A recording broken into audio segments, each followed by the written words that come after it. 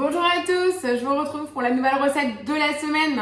Une recette typiquement automnale à base de pommes. On est en plein dans la saison, de septembre à mai, donc on a de quoi se faire plaisir au niveau des variétés de pommes. La pomme, en plus, c'est très bon d'en consommer, aussi bien cru que cuit. Il y a plein d'antioxydants et en plus, c'est peu calorique. Alors, elle est pas belle la vie? Je vous propose une recette en fait issue du dernier magazine de septembre, Thermomix et moi. Donc là, en fait, la recette n'est pas encore sur Cookie Dough, donc c'est une recette à réaliser en manuel. Donc je précise, cette recette est réalisable avec n'importe quel Thermomix. Il nous faut l'équivalent de 650 g de pommes, soit environ 5-6 pommes en fonction de la taille, bien entendu.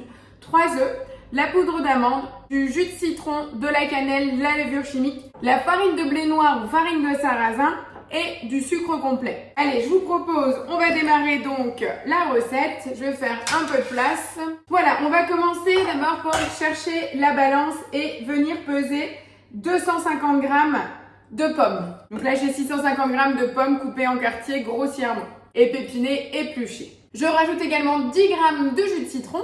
Je viens mettre le couvercle et le gobelet doseur. Et je vais mixer 2 secondes vitesse 4,5. Donc 2 secondes uniquement, regardez le résultat. On a volontairement choisi le fait d'avoir de la pomme encore avec des morceaux très grossiers parce qu'on veut garder la texture. Je viens transvaser le tout dans une assiette. Voilà, je vais venir mettre maintenant le reste de pommes. Je vais venir programmer 10 minutes à 90 degrés vitesse 2 pour cuire l'équivalent de 400 g de pommes. Voilà, les 10 minutes de cuisson en fait de mes 450 g de pommes viennent de finir. Donc maintenant, je vais directement venir mixer 4 secondes à la vitesse 6. Donc pour les 4 secondes, je ne vais pas les programmer. Je vais directement à la vitesse 6. J'ai la base d'une compote, mais grossière, c'est normal puisqu'on cherche de la texture dans notre gâteau d'automne. Alors maintenant, je vais venir rajouter 80 g de poudre d'amande. Je viens rajouter 180 g de farine de sarrasin. Je viens rajouter également 2 cuillères à café de cannelle. Donc, vous savez qu'en Alsace, on en utilise beaucoup. Un demi-sachet de levure chimique. Je remets ma balance à 0 et c'est 60 g de sucre roux. Là, moi, j'ai du sucre complet du coup.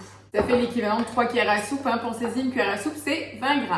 Donc là, c'est bien avec le côté sucre complet et la cannelle. On va vraiment avoir un gâteau très foncé aux couleurs automnales. Voilà, maintenant que j'ai tous les ingrédients dans mon bol, je vais venir mélanger 6 secondes à la vitesse 6. Donc à ce mélange, je vais venir rajouter 3 œufs entiers.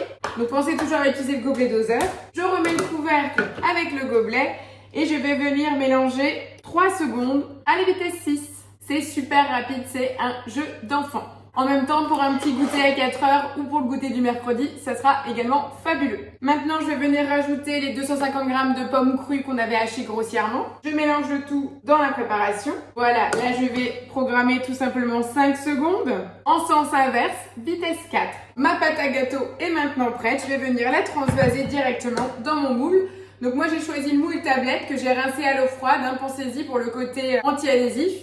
Je le mets sur ma petite plaque et mon four est chaud à 180 degrés, chaleur tournante. Pensez bien à taper votre moule pour tasser la préparation. Vous aurez ainsi pas de bulles dans le gâteau. Maintenant que c'est prêt, on enfourne 40 minutes à chaleur tournante, 180 degrés. A tout de suite pour le résultat après cuisson. Et voilà, les 40 minutes de cuisson viennent de se finir. J'ai également bien entendu laissé reposer mon plat au four pour le laisser refroidir. C'est vraiment ce qu'on vous préconise pour pouvoir mieux retirer le silicone. Donc je vais découvrir le gâteau en mode tablette, les gâteaux légers aux pommes. Tout simplement, le voilà. On va trancher ensemble pour découvrir et je vais me faire un malin plaisir de goûter immédiatement ce petit gâteau qui m'a donné envie dès la lecture dans le magazine. Ça ressemble un peu à ce qu'on appelle un mendiant chez nous qui est réalisé avec des restes de pain dur et de brioche. Il est encore un peu tiède, mais c'est exactement le type de gâteau que j'adore, qui n'est pas sec du tout, hyper moelleux, top au café ou avec un petit déjeuner. Je vous rappelle donc la recette est issue du dernier Thermomix et moi, à la page 89, le petit sujet sur la pomme, le gâteau léger aux pommes. En tout cas, je vous remercie pour votre fidélité. Je vous donne rendez-vous la semaine prochaine pour une nouvelle gourmandise. Bonne semaine, ciao ciao!